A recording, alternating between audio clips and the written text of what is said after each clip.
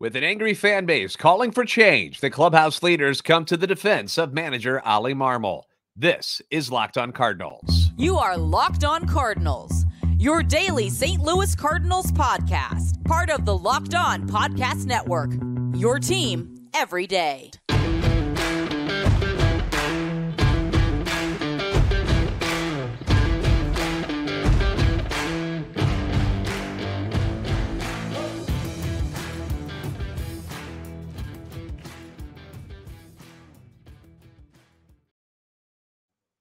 Hey there, Cardinals fans. I'm JD Hafford, and I'm a national radio sports anchor, born and raised in the Lou and a lifetime Cardinals fan, and I'm your host for Locked On Cardinals, part of the Locked On Podcast Network, your team every day. Follow me on Twitter at JD Sports Radio. You can also follow the podcast at LO_Cardinals. Want to thank those of you who make Locked On Cardinals your first listen every day. Free and available wherever you get your podcast. You can find us on YouTube as well. Make sure you like, subscribe, and comment. That way you can interact with us. Hit the notification button so you know when new episodes are posted. This is a show serving Cardinal Nation and giving the best fans in baseball all of the info about the birds on the bat.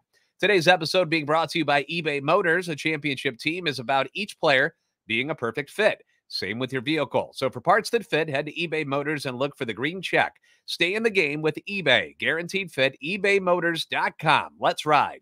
eBay Guaranteed Fit, only available to U.S. customers. Eligible items only. Exclusions apply.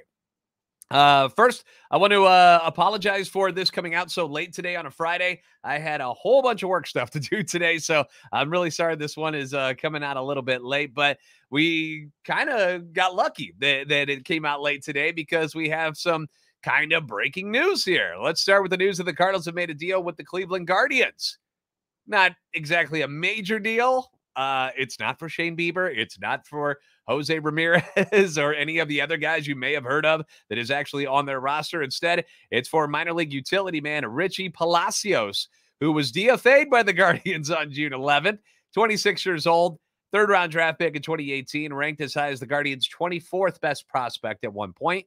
Made his major league debut last year, appeared in 54 games, was hitting a cool 217 at AAA this year. They traded cash considerations for him, and to make room for him on the 40-man roster, they've transferred Tyler O'Neill to the 60-day IL, but Katie Wu from The Athletic says that shouldn't impact his timetable of returning whenever that's going to be, because we still have no idea when Tyler O'Neill is set to return to this team. The Cardinals are still 15 games under 500, despite this massive trade, and they have the worst record in the National League and the third worst record in all of baseball, and it's embarrassing that a team that features guys like, Nolan Arenado, Paul Goldschmidt, veterans, Wilson Contreras, Adam Wainwright, Miles Michaelis, Tommy Edman, I could go on and on. This team has underperformed as much as it has. And normally when you see a team underperforming, the immediate blame doesn't go to the players. And it usually doesn't get aimed directly at ownership or the front office. It usually instead falls on the shoulders of the manager. Like, and not just in baseball, in any sport. If you've ever noticed it, when things aren't going right, it's the head coach or the manager that gets fired first, right? For whatever reason, the manager is the one who takes all the heat. And I've never totally understood this. I know that there's certain situations where it absolutely was the head coach or the manager's fault, but I always felt the burden of a bad season should be more on the general manager and those guys in the front office who built the darn team in the first place. You know, the manager didn't build the team. He doesn't control payroll or make decisions on free agents or trades. Now, he does provide input for those situations, but he doesn't get to make the call. And in some sports, you have it where it's a head coach is also a GM. You know, coming to mind, I think about New England, Bill Belichick and how he runs things there, but not very often. Not very often is the head coach also the guy calling the shots in the front office.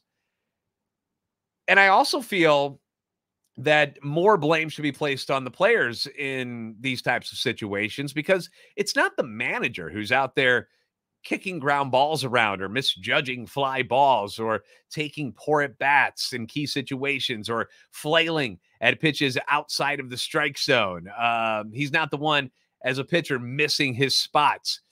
The physical side of the game is pretty much out of his hands. You know, you can hit as many ground balls and fly balls and go over things with the players. You can do that all day, but they're the ones who have to perform on the field, right? The manager he's given a team. It's his job to put that team in the best position to win with those players. That's his job. And when managers fail to do that, then it's on them. I've criticized Oli's different lineups throughout the year. Why it takes so long for him to switch people out who are clearly struggling. Like Wilson Contreras is in this massive slump, and he will not move him down in the lineup. He just hasn't done it, which I take issue with. I don't understand that.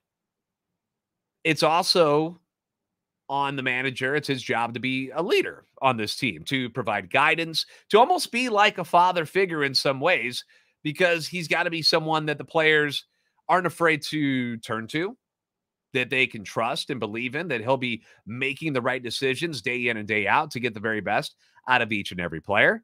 It's a little more weird because Oli is younger than some of the guys on the team, but that's part of the gig. And so far this season, I think we can all agree that this team has looked a bit uninspired, to put it nicely, out there on the field. And I realize that losing will have that effect on you. None of these guys are Terminators. I just watched the Arnold Schwarzenegger special on Netflix, and it goes over, him being mechanical and robotic, and that was a key to him in the Terminator role. None of the guys who they're in real life are like that. They're not machines. They're not going to play without emotion. So when things aren't going well, it's clearly going to influence their body language out there on the field. And we've seen it. And you saw all sides of it on Wednesday. They fall behind early. Things look bleak. Not much chatter. Not a lot of enthusiasm going on. And then Tommy Edman, like a bolt of lightning, hits the grand slam. All of a sudden, the team's up. They're all jumping around. The crowd comes back to life. Finally, something good is happening for this team. They caught a break. And then in the ninth inning, the walk happens. Everybody kind of tenses up and clenches up, if you will. And then the game-tying home run goes down, and everybody's heads go like this. They just drop. Guys are in shock. They're just staring off into oblivion like, what just happened again? And that carries over into the 10th inning, where they show no life whatsoever and end up losing the game 8-5. This team has not gotten the very best out of each and every player on a daily basis. And although there are some outliers, if you look at stats, some of the guys on this team are having decent seasons. Nolan Arenado is 4th in home runs and 3rd in RBIs among all third basemen. Paul Goldschmidt, not posting MVP numbers like he did last year, but tied for 5th in home runs, 5th in OBP, 5th in slugging, 5th in OPS among all first basemen. Nolan Gorman having this breakout year. He's tied for 7th in all of baseball in home runs and tied for 8th in all of baseball in RBIs. But despite those numbers, it's the little things, the fundamentals that a normal Cardinals team excels at that they've been suffering with all year. The defense has taken a major step back from what it has normally been.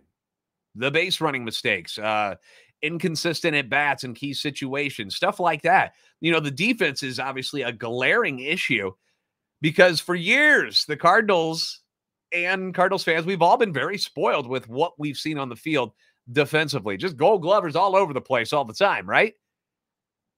And normally the team prides itself on stellar defense, and it's just not there this year. And I know your starting outfielders are hurt. I get that. They've been hurt a lot. But in defensive runs saved, the Cardinals as a whole are minus 24, which is 3rd worst in the league. The only spot they aren't a negative at is at shortstop, where they're an even 0, and first base, where they're a +3. They're minus 7 at second, minus 7 in left field, minus 4 in center field, and minus 8 in right field. So all of these reasons combined is why there's a lot of heat on manager Oli Marmol and this coaching staff right now, and it's well-deserved. They shouldn't expect to get a free pass for any of this. And now, because of the situation getting as bad as it is, some of the key veteran players on this team decided to step up and say something about it and are taking accountability for their failures and sticking up for their manager. Reigning NL MVP Paul Goldschmidt, quoted by Ben Fredrickson at STLtoday.com, says his confidence in Marmol's leadership is as high as it's ever been, saying it's pretty simple. We have to play better. We haven't played good enough to win, and that's why we're losing games. You can't blame the coaching staff when we don't perform. We are the ones out there playing. We have not performed as good as we need to. We have not played better than the teams we are playing against. It hasn't been good enough, and they have beaten us. We are the ones out there playing, and we haven't done a good enough job. Fair enough. Fair enough. Nolan Arenado speaks up as well, saying our coaches, they work their asses off. They are prepared. They make sure we are prepared. We just don't execute. That's just what it comes down to. We don't execute. I can see why that's a topic because it's easy to blame them. Easy to blame them. I can't think of a coaching staff that tries to get us more prepared. All of them. They work their butts off, and we just don't execute. I think it's the players. You can pinpoint the coaches all you want, but it's the players. It's us as a group. We don't execute. That's why you were seeing us fail and us play really bad baseball, because we don't execute. Everybody, including myself, I've been terrible with runners in scoring position. I have not been consistent on either side of the ball. It's the players. We don't execute at all. And he ain't lying. He's been atrocious like most of the team with runners in scoring position this year. And his defense has not been what we're used to. We're used to seeing Mr. Platinum Glove over there at third base. And I remember Ethan Smith from Locked On Pirates giving me a hard time earlier this year about how Ke'Bryan Hayes is going to take the Gold Glove from Arenado this year. And I laughed at him. I was like, stop it. Stop it. His time will come, but we're not ready yet. His time might be here. Adam Wainwright also speaks up, saying, unfortunately, we are not holding up our end of the bargain. Marmol is pushing us. He's challenging us. He's positive when he needs to be, but he's also telling us that this is not acceptable. What more can a manager do? This is on the players. This is not on the coaches and the manager. So there you have three of the biggest, if not the biggest voices in the clubhouse sticking up for Oli. And I'm glad to see it. I'm glad there's a camaraderie there, but something still isn't right. Something is leading to the bad baseball we're seeing on the field. Now, once again, and I've said it repeatedly, I do not think that Oli Marmol's job is at stake right now. I don't think it's on the line at all. I think he's going to weather this storm. I think he's going to make it through the end of the year. And for all of you who continue to beat the drum for firing him, I think you're going to be disappointed because I don't think it's going to happen. Especially when you hear this. You hear this from some of your best players. If you were to hear a totally different side to this where they're like, it's hard to believe in things. If you heard those kind of things coming out of their mouths, then I could see a change. But that's not what we're hearing. We're not hearing it from the players, and we're not hearing it from Mo. And my biggest issue with all of this is I don't see any signs of the team getting better. Outside of that 2-week stretch in May where they played very, very well. And I don't know what changes you can make at this point that will motivate them to get their head out of their butts and play better. If that's all it takes, they just need to play better. I don't know what it's going to take to spark that. If you aren't firing the manager, which is not what I'm saying should happen, but if you are eliminating that as an option, if that's off the table, what are you going to do? You're either going to make trades that shake up this roster. Trade deadline is still a whiles away, a month and a half. You can send guys down and bring other people up from the minor leagues to shake up the roster. We've seen them do that with a couple guys, but they don't even play Luke and Baker. If that's what the idea was, to shake things up and just kind of bring some new life into the team. Jordan Walker is playing a lot now, deservedly so, but they don't even give Luke and Baker a chance. Or the other option is they're going to do nothing and just hope that this all magically fix itself and get some moving in the right direction again. And I gave you the stats going back to last season. They've been playing like this for over half a season of baseball. For 86 games, they've been this bad. And for some reason in the offseason, when you had the time and you had the opportunity to shake things up, you didn't do enough to even send a trimmer through the clubhouse.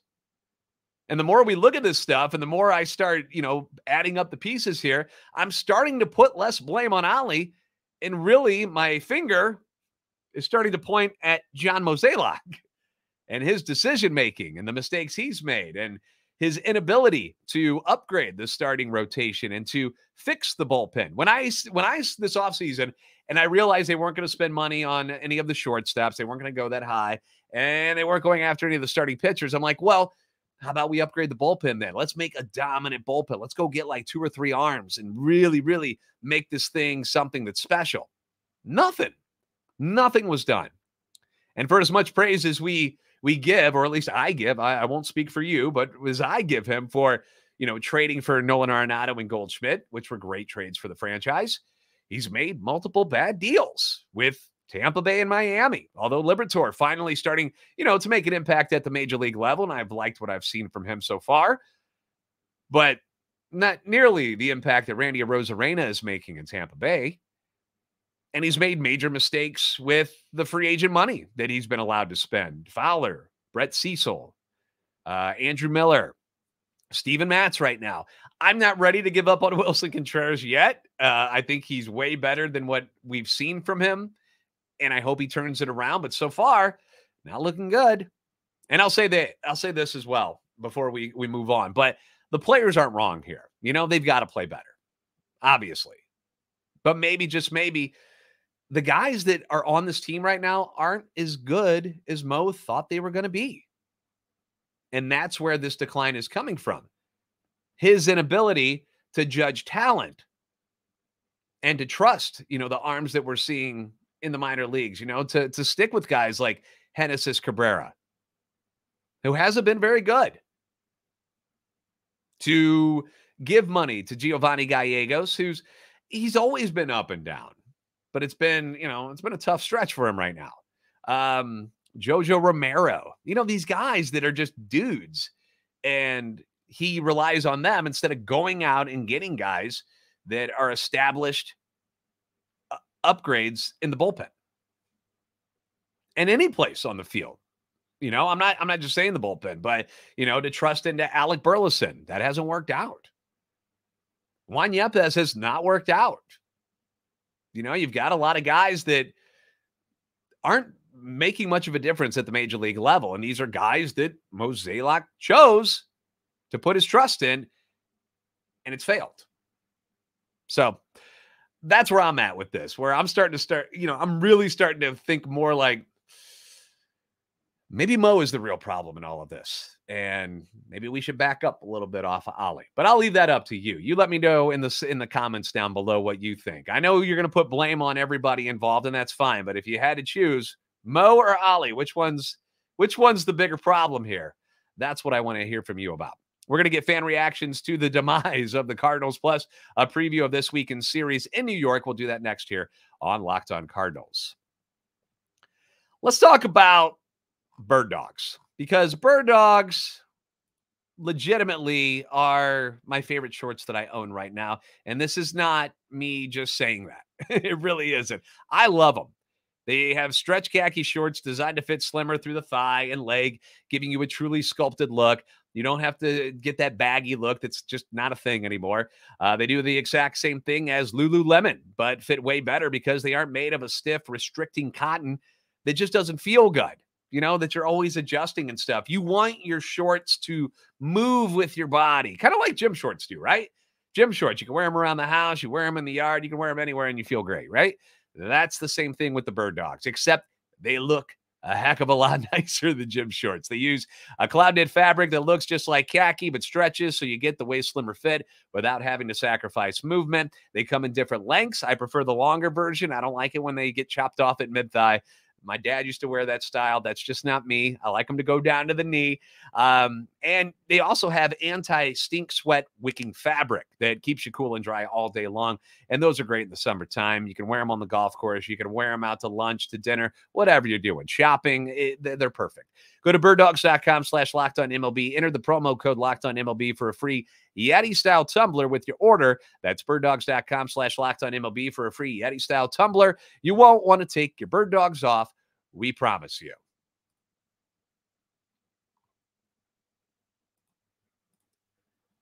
The The Cardinals are on the road against the Mets this weekend, and you can catch every pitch of the Cardinals' hometown broadcast with SiriusXM on the SXM app. Just search Cardinals. My everydayers, thanks for making Locked On Cardinals your first listen every single day. We love fan interaction, so let's see what's cooking here on the Twitter and YouTube comments. Again, I apologize for this coming out so late, and I ran really long in that first segment, so we're going to have to go through these quickly. Snips127 says, I think the Cardinals seriously need to consider selling at the deadline. This cannot go on. Play out the rest of the season with AAA players and start to build around the eventual core of Walker, Wynn, Graceffo, etc. We are long overdue for an organizational change and rebuild. Thank you, Snips. And yesterday, it's funny that you bring that up. I'm talking with Sully from Locked On MLB yesterday, and I'm not sure if this was actually off the air or we did record this portion because Sully and I get talking and it takes forever. But we discussed between each other how sometimes you just need a crap year. Sometimes you just need that to kind of reset things. And the Cardinals have had so much success over the years that they've never had a down year where it was down enough that they just shouldn't even try to contend. Does that make sense? You know, where they've been low enough where it didn't make a lot of sense to go in and try to get to the playoffs and win a World Series. Okay. They're always competing for a division title, it seems, you know, and in a bad division, it's hard to, you know, be out of the race. But when you see an opportunity and your team starts to get older and there's a chance to rebuild, but you can't really do it because of the risk of upsetting all the fans for not trying enough, you know, it makes it tough. So you get a lot of the same players doing the same things without much turnover. And finally, it just kind of caught up with the team. And you know, the guys aren't performing up to par this year. They've admitted that, and it's forced the Cardinals to kind of look at this team in a different way. Coming into the season, you knew you had Flaherty, Montgomery, Michaelis, and Wainwright, who were all set to be gone at the end of the year. 3 of them free agents. Wainwright, I guess, free agent, but he's retiring. You know, he's not coming back. So the Cardinals did what I thought was a smart move, was to lock up Michaelis. Okay, I like Miles Michaelis. I think he's a very good pitcher. Is he an ace? No, he's not, but he's a very good pitcher. So I was good with that move, but you really aren't sure on what you wanted to do with Flaherty or Monty, obviously, because they didn't try to extend them in spring training before the season started. You didn't know whether or not, do you want to keep these guys around? Do you not? But if you're in the playoff hunt, how do you trade them away? Like if the Cardinals were winning and they were within like 3 games right now, you wouldn't even really be thinking about trading Jack Flaherty or Jordan Montgomery away. You would be trying to keep them and add somebody to that rotation. Well, now you're kind of thinking the other way around. And then if you were still in that boat, in the pretend land where you're within like 3 games, at the end of the season, they leave in free agency, you get nothing to show for it. Now the path is a bit more clear, and as bad as it stinks, the Cardinals are probably not going to be in the playoff hunt come to the trade deadline. And you can start doing something the Cardinals haven't done in quite a while, and that's actually trade-off pieces to gather prospects and younger players rather than trading prospects to go get an older playoff piece that you might use like they did with Quintana last year. Now, do you trust Mozeliak to make the right moves and get maximum return on those guys or any players that he might be willing to part with at the deadline? Now, that's another issue. Sully and I discussed it in yesterday's crossover, and Sully emphatically said that he would not trust Mo, considering the deals that he has made in recent years that have cost his franchise an ALCS MVP and a Rosarena, a Cy Young winner in Sandy Alcantara, and a Cy Young candidate this year in Zach Gallen. Like, think about that for a second. The trade for Marcell Ozuna might have cost the Cardinals 2 Cy Young Award winners. Think about that for a minute. That's crazy. Aiden Fowler says Mike Shildt is looking at us with a smile on his face. Don't know why we changed when we were on a path going up. Aiden, thank you for the comment, but I know that was kind of out of nowhere when it happened. He was a winner of the NL Manager of the Year award, finalist for a second one, and then poof, he's gone. He's let go. The organization wanted to move into the more analytical direction. All right, that was their plan. They said, this is where we want to go with the franchise. Shildt wasn't on board with that. He didn't want to go that way, so they let him go. Philosophical differences. Schultz not doing much over in San Diego either. Their team isn't faring much better. I know he's not the manager there, but that's a team that's underperforming as well. So, and Schultz hasn't been hired by anybody else, which I found a little bit odd considering he has won an NL Manager of the Year award and was a finalist for it. So I'm a little shocked that nobody has picked him up yet. But his underperforming Padres leads me into another underperforming team, and that's the New York Mets, who the team is going to play this week. And we'll talk about this series next on Locked On Cardinals. The Cardinals are in New York to face the Mets this weekend, and you can catch every pitch of the Cardinals' hometown broadcast with SiriusXM on the SXM app. Just search Cardinals. The Mets are arguably more disappointing than the Cardinals this season, despite having a better record. And that's because they have the highest payroll in baseball at $345 million, and they're not winning. They're paying pitchers Max Scherzer and Justin Verlander $43 million apiece this season. They're combined 7-5. Francisco Lindor making $34 million this year, and he's hitting .214. Now, his other numbers aren't so bad, but .214. Starling Marte is making close to $21 million this year. He's got just 3 home runs and 19 RBIs. Jeff McNeil won a batting title last year. His average has plummeted. I think he hit .329 last year. He's down to .273 now. Eduardo Escobar, a guy that I thought would be a nice fit for the Cardinals, switch hitter, can play a lot of positions, has been very underwhelming since getting to New York. The injuries have been a problem. Pete Alonso's out with a wrist issue now. Former Cardinal Jose Quintana hasn't pitched this year due to the rib issues, which were unfortunate. Star closer Edwin Diaz out after getting hurt at the WBC. I mean, they got a lot of issues, just like the Cardinals. So this weekend series could either be an entertaining one if they all kind of play where they should be playing, or it could be one of the most boring and dull series you've seen all season. I don't know what we're going to get. The Mets are 32-36. They've lost 8 of their last 10. We know the Cardinals have been awful lately. Pitching matchups tonight, Michaelis against McGill. I'd give Michaelis I would lean toward him in this one. I would give him the benefit of the doubt as the better pitcher here. Saturday afternoon, Waino against Japanese import Kodai Senga and his ghost forkball, which is apparently devastating. I haven't seen him really pitch at all this year, so I've just seen highlights. I would imagine the Cardinals will have a tough time hitting him since they've never gone up against him before. And then Sunday afternoon, Matthew Liberatore against Carlos Carrasco. I don't know what you're going to get there. I'm just hoping for more positive stuff for Matthew Liberatore because I've liked what I've seen so far. You know, he's working through what is his, rookie season in Major League Baseball again. Yeah, he's had a couple starts before, but I think he's kind of, solidified his spot in the rotation for the rest of the year. I don't know why you would take him out. But it's as good a weekend as any, right, to get right. And I hope the Cardinals can do that. I hope they show some life in the Big Apple over the weekend. I really do. Thanks for making Locked On Cardinals your first listen every day. Be sure to catch every pitch of the Cardinals' hometown broadcast this weekend against the Mets with SiriusXM on the SXM app. Just search Cardinals. If you haven't already, please give us a follow on Twitter at @LO_Cardinals and at JD Sports Radio. Like and subscribe on YouTube.